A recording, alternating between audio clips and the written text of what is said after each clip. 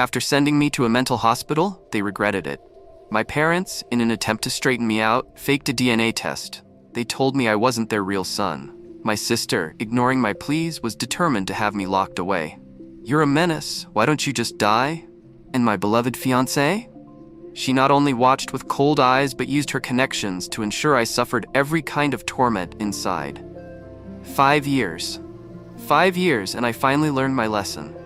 So why did they suddenly want me to go back to being the spoiled, arrogant brat I used to be? Ryan, what's with the Mr. Big Shot act again? It's late. Why aren't you home? Are you trying to make us all worry about you on purpose? My sister Ashley yelled through the phone. After 5 years, the Miller family finally arranged for my release. Because today is Brandon's birthday. He said he was willing to give me a chance to apologize. Then Dad took the phone. "I know you resent us for putting you in that crazy house, but who told you to be such a bully to Brandon? We did it for your own good." Ashley chimed in. "Exactly. And we got you out now, didn't we? What more do you want?" They kept nagging me. Half an hour later, after finishing their lecture, they finally asked where I was. "Where are you right now? We'll send a car to pick you up. This time, be good. Don't go wandering around again." I swallowed hard, my voice hoarse. The hospital. Yeah, I had been waiting here from day to night without moving. There was a pause on the other end. Then they yelled at me, louder than before. "The hospital?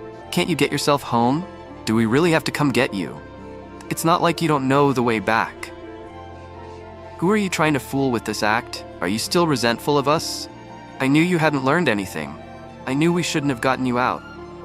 But they seemed to forget. They were the ones who told me to wait here and not move in the first place. "Sorry, Mr. and Mrs. Miller, Ashley. I didn't mean to." The words left my mouth before I could think. They fell silent. Maybe they were shocked by my obedience, or maybe they were surprised by how I addressed them. 5 years ago, we were a close family. If it hadn't been for that DNA test, I never would have believed I wasn't their real son. Not when I looked so much like my parents. Whatever. Their frustration was obvious. "I'll have Ashley pick you up." I sat there quietly, letting the cold wind and hunger wash over me. "Need a ride, buddy?" A cab pulled up in front of me. I shook my head. "I'm waiting for someone." Taxi after taxi came and went. By the time 10 p.m. rolled around and the hospital was about to close, I still hadn't heard from the Miller family. Not a single message on my phone. The security guard took pity on me. "You've been waiting all day. Why aren't they here yet?" "I'm about to get off work and it's pretty isolated out here. It's dangerous for you to be alone at night." I just tugged at the corner of my mouth in a half smile and said nothing. I'd waited 5 years. What was one more day? The guard sighed. Seeing I was alone and vulnerable, he got me some water and a sandwich. Then, instead of leaving, he stayed late to keep me company. "Thanks, man." I took the sandwich and ate obediently. This was the best birthday I'd had in 5 years, Nades. In the end, the Miller's car never came. The security guard gave me a ride.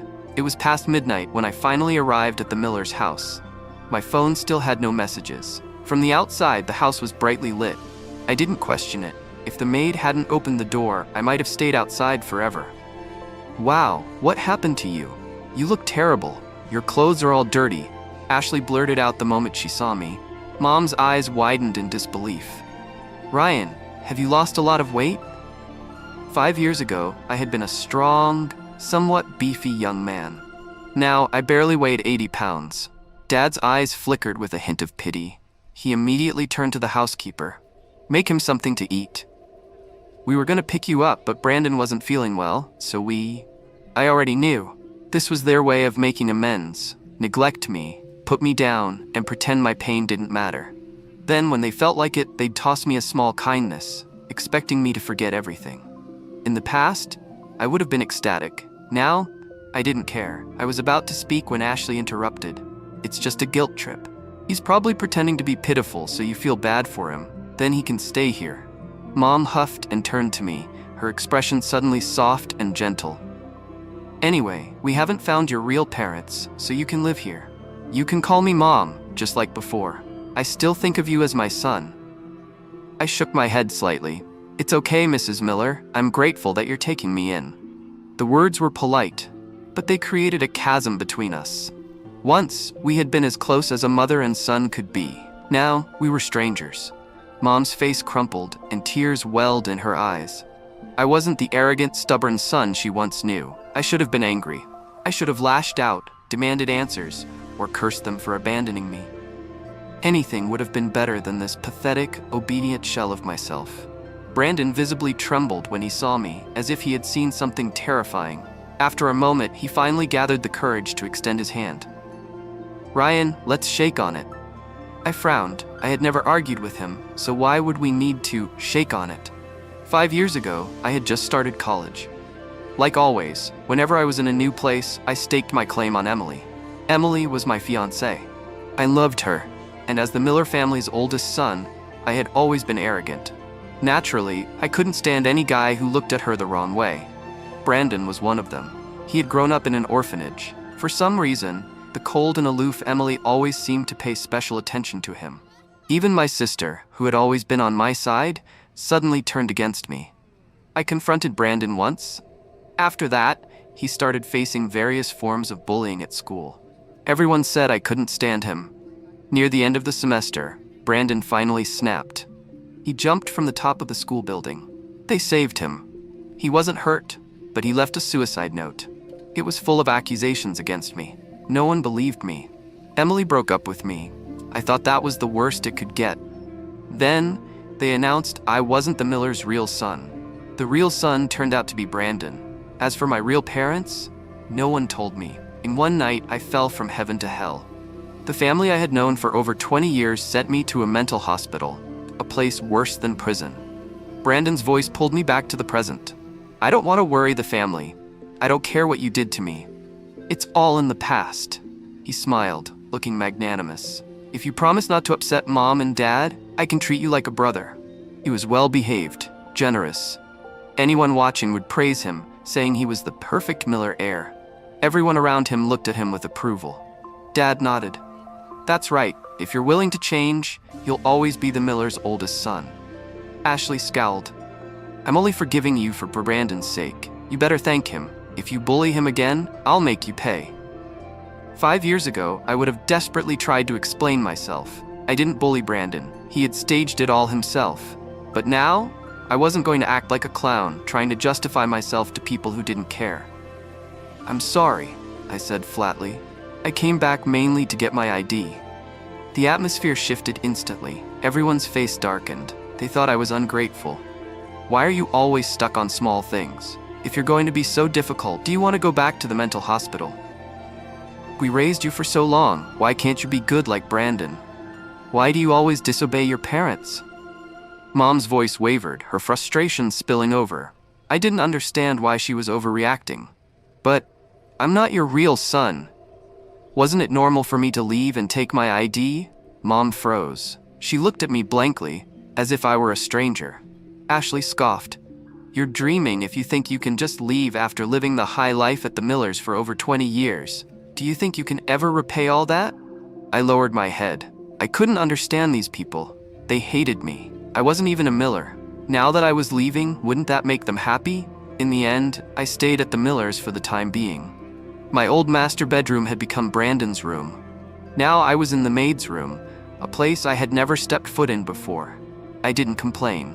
I went to bed early, but even in that soft bed, I still had nightmares. I dreamt of my days in the mental hospital. Those terrible people hadn't cared about my cries and tore at my clothes. I begged them, telling them that my family and my fiancé would never let them get away with it, but my resistance only made them more violent. They laughed at me for daydreaming. They laughed at the thought that I still considered myself the Miller's oldest son. They laughed at my stupidity, because everything that had happened to me was approved by the Miller family and Emily. Again, I woke up from a nightmare. I felt cold all over. When I went to the living room to get a glass of water, I saw Ashley sneaking out of her room. She had a helmet in her hand, as if she were going racing. I pretended not to notice and kept pouring my water. Ashley paused for a moment, then came over. "Don't you have anything to say to me?" "Say what?" I asked. Ashley was the Miller's daughter, but she loved riding motorcycles. I remembered she had been in an accident before. Every time she snuck out to ride, I would curse her and tell her to be careful. She always acted like I was a pain in the ass. Why are you being so annoying? I'm riding a motorcycle, not going to war. Chill out, you're not my brother. Brandon doesn't even say anything, so why should you? Even though I knew she was annoyed, I would always tell her to be careful before she left. But all those times I'd cared about her seemed to vanish, drowned out by the unanswered cries for help from the past 5 years. Ashley's face darkened. Aren't you afraid I'll crash if I drive too fast? I shook my head. I don't know about that. Isn't the thrill what it's all about? If you don't have anything else to say, I'm going back to my room. Ashley blocked my path. I tried to go around her, but she stopped me. So we sent you to the crazy house for 5 years. Are you going to hold a grudge forever? If you hadn't been bullying Brandon, would we have sent you there? She smiled coldly. Every time we argued, she would accuse me of bullying Brandon. Then, she would watch me break down. But this time, I just shook my head calmly. I'm not angry. Really. She seemed furious and kicked the table in frustration. When I saw Emily again, I thought I would be emotional. I thought I'd tell her about the pain I'd suffered all these years, but nothing happened. Not even a ripple in my heart. She and Brandon stood together, a perfect match, and she looked at him with a tenderness I'd never seen. When she saw me, she frowned. I'd always thought of myself as Emily's fiancé. Out of all my dreams of becoming a scientist or a doctor, I wrote that I wanted to marry Emily. Now that I think about it, I was probably always chasing after her, and Emily never said anything. People said that Emily was only nice to me because of the Miller family. Now, Emily had probably gotten her wish. Ryan, I saw that your clothes were all dirty yesterday. I got you a few things. Don't worry, I've only worn these once, so you'll be fine, right? Brandon pulled out his old clothes as if he were trying to get a reward. Everyone's eyes were on us. I remembered how embarrassed I'd felt so many times in the past when I'd lost to Brandon. But all that embarrassment was nothing compared to the hell I'd been through for 5 years. Thank you, Brandon. I took the clothes obediently. I could sell them for money when I left the Miller's house. The once proud son was now so humble. Even the maids couldn't help but whisper to each other. The Millers looked displeased. Ryan, are you kidding me? Ashley seemed to be losing it. She threw the clothes on the floor. How can you wear other people's clothes? Don't you know that you're a part of the Miller family? Ashley, chill. Brandon cut her off. I didn't know why she was so angry all of a sudden. Why couldn't I wear someone else's hand-me-downs? In the mental hospital, they wore the clothes from the deceased. And wasn't it them who told those people to do the things they did? Why was she acting like I deserved better all of a sudden? Brandon looked like he'd done something wrong, and his eyes were red. I was just trying to be nice, okay? Ashley finally lost it. She turned and pointed at me. Why did you come back? It's all your fault. Brandon's always unhappy because of you. Everyone started comforting Brandon while insulting me, just like it had been for 5 years. I never knew what I'd done wrong, why I was always being blamed, but now I did. There was no right or wrong. It was just because I wasn't someone they cared about. Emily was there to go wedding dress shopping with Brandon. They'd been engaged for 5 years. Mom looked at me, worried I'd be upset. I laughed. Someone who'd been through the mud wasn't going to start thinking they could have that shiny swan. I watched them leave, but Emily suddenly turned around. It might be a little awkward for Brandon to do it on his own. Could you help him drive? She stared at me intently, trying to see something in my eyes. I paused. Wasn't she sick of me bothering her? I remembered how many times she'd encouraged me, how I'd get rejected, then she'd show me something that would give me hope. I'd always get the wrong idea, like Emily wanted me. But it had just been in my head. Oh yeah, Ryan, I remember you play the piano really well. Could you perform at the wedding? Brandon looked at me innocently, like he wanted my blessing. But I saw the warning in his eyes, because he'd been the one who broke my hands 5 years ago. I could still feel the pain, but everyone thought I deserved it. I glanced at the others. They were waiting for my answer. Did I even have a choice? If I said yes, they'd say I had bad intentions. If I said no, they'd say I wasn't being good and send me back to the hospital. Whatever I did was wrong. My life seemed like one big mistake. I didn't answer. In the end, Mom sensed what I was going through and got me out of there. Before I left, I told them sincerely, "I'm happy for you. Congratulations. So please, just leave me alone." For some reason, Emily's face turned even darker. But so what? From now on, her stuff wasn't my top priority. "You want to leave?" Dad asked. I nodded. I had stayed at the Millers for a few days, but I kept my distance. They always wanted me to be this good, but now that I was, it felt weird. Dad sighed. "I was going to tell you later. Brandon has kidney failure, and out of all the donors we could find, only you're a match." "Ryan, as your dad, I'm asking you, will you help Brandon?" His dad said that if I donated a kidney, all the old stuff would be forgotten. I laughed to myself. I actually thought they wanted me back because they missed me. Turns out, they just wanted my kidney. Mom looked guilty. "Ryan, you know, I've always thought of you as my son. You don't have to do anything if you don't want to. No one can force you." Ashley yelled. "Mom, do you even know who your real son is? Brandon will die if he doesn't get a kidney." Mom glared at her, like a mother protecting her pup. "I know who my real son is. I don't need you to remind me." Ashley, shut up. Brandon lowered his eyes. I don't know what he was thinking. Dad was about to say something, but Mom shut him down with a look. She looked at me hopefully, like if I refused, she'd protect me. I just nodded.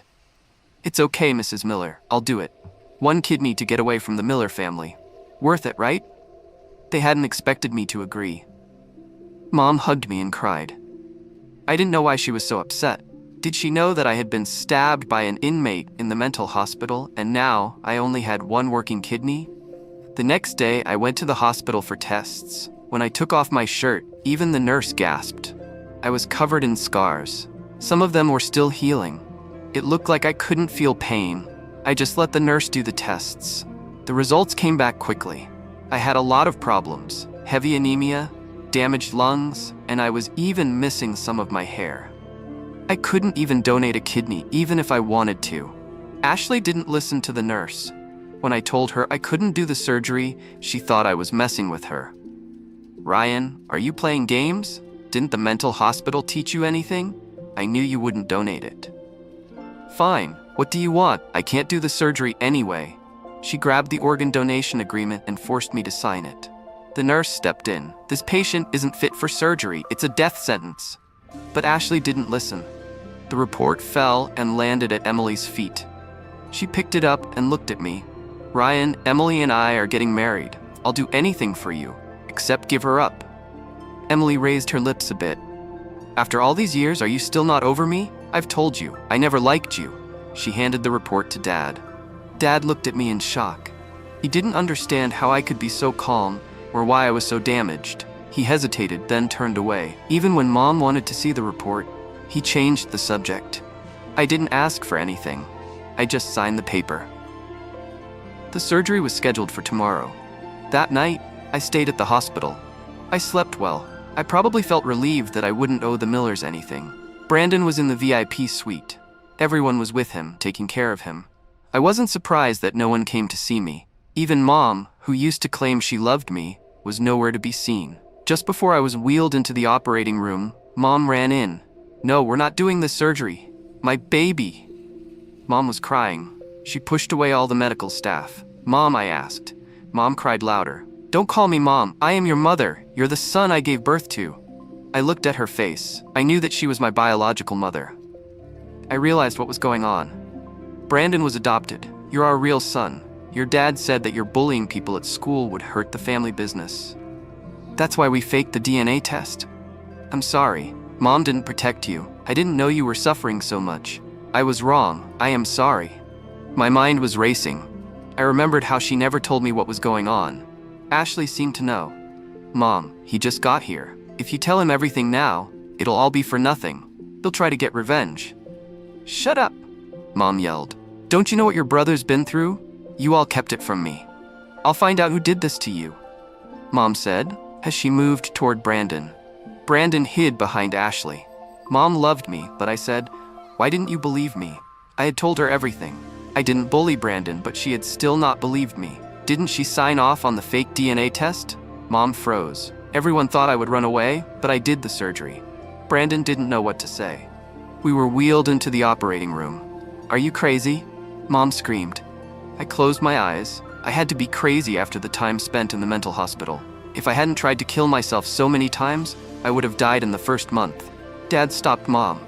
Honey, stop it. It's just a kidney. We'll take care of him. He can still live a normal life. Normal life? Mom screamed. Didn't you read the report? He only has one kidney left. He'll die. Ashley was in shock. What report? What do you mean? She remembered the report the nurse had given her, but was too angry to look at it. Mom didn't answer her. She just started hitting Dad. It's your fault. It's your stupid idea. My son doesn't even know who I am. Mom was crying, but Dad just hugged her. Suddenly, Mom stopped. She glared at Dad. Wait, why did you want Ryan to do the surgery? Why did you adopt Brandon? How did Ryan and Brandon have matching kidneys? Dad didn't say anything.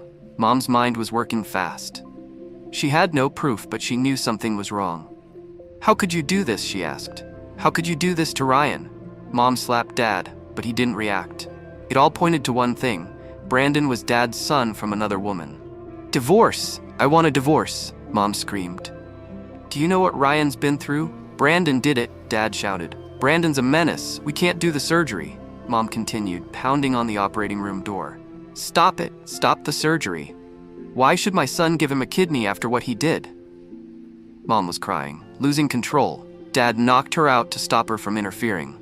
Ashley stared at her parents, her voice trembling. Dad, is what Mom said true? Did you lie to us? Emily turned pale. She remembered how I had looked at her the day before. I looked at her with peace, without asking for her help. She was afraid that I didn't like her anymore. The surgery was successful. I woke up and everyone's attitude had changed. They were all in my room. It was a lot different than before the surgery. Dad told me he'd bought me the piano I'd always wanted. He'd also found the best doctor to fix my hands. Ashley said she'd cleaned up my room at home and put everything back the way it was. She even offered to take pictures with me and post them online. I'd asked her to help me with that so many times, but she wouldn't. Mom cooked my favorite food. Emily wasn't with Brandon anymore. She just stayed with me. They wanted me to be like I was before. They said I didn't have to be good. They'd always be there for me. Everyone looked at me. This was the scene I always dreamed about. Now I just smiled. Not all sudden realizations deserve forgiveness. One day, I saw a story on TV about the mental hospital. Multiple staff members had been arrested for bribery, physical violence, and abusing patients. Some of them were even involved in human experiments, rape, selling body parts, and murder. I shivered. I remembered everything. I took a deep breath and tried to calm down. Everything was in the past. When Ashley came in, I was still asleep. I don't know how long she'd been there, but she got me water. I thanked her. Then she awkwardly started peeling an apple. I didn't know why she was there. She didn't say anything, so I didn't either. I just stared at the ceiling. She finally said, I know what happened to you. She kept talking. I just wanted to teach you a lesson. You were a bully, always bullying others. I don't remember who suggested the mental hospital, but we all agreed. We didn't know all that bad stuff would happen to you. Ashley stopped. She seemed like she was in pain. I was wrong. Can you give me another chance? I shook my head. It's okay. I'm fine now. I didn't say I forgave her. Just then her phone rang. Ryan, I have to go. I'll bring you food tonight. I nodded. I didn't stop her. She hadn't seen me notice that the message was from Brandon. Ashley was nowhere to be seen that night, but Emily came. I broke off the engagement with Brandon, she said, looking tired. She grabbed my hand. Ryan, I realized that I love you. I didn't want to get married because I was pressured by my family. That's why I was always cold to you. I was wrong. Can you forgive me? We can get married whenever you want. My childhood dream was so close, but it wasn't my dream anymore. Emily, I don't like you anymore. I stared at her, like I meant it.